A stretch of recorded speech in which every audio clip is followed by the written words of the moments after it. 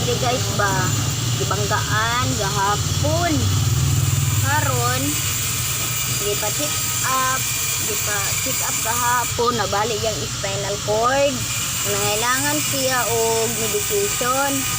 Kailangan kung madala sa tambal okay ra niya, kung dili kailangan jud sa surgery guys.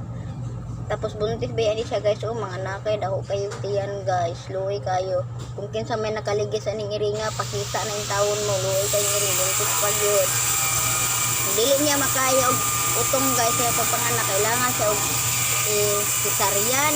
Dako man kayo nagasang cesarean, maunang pa-adapt kung niya sa animal bites. Dili naman sila mo-adapt, kaya puno na daw lang filter.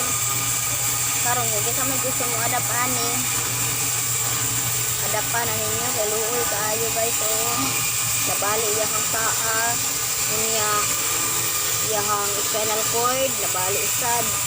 Ang sao na lang niya pagpanganak ni kasi may gusto diha mo adapan na ninyo ni dili ni sa Pinoy guys, Amerikano gor niya iring.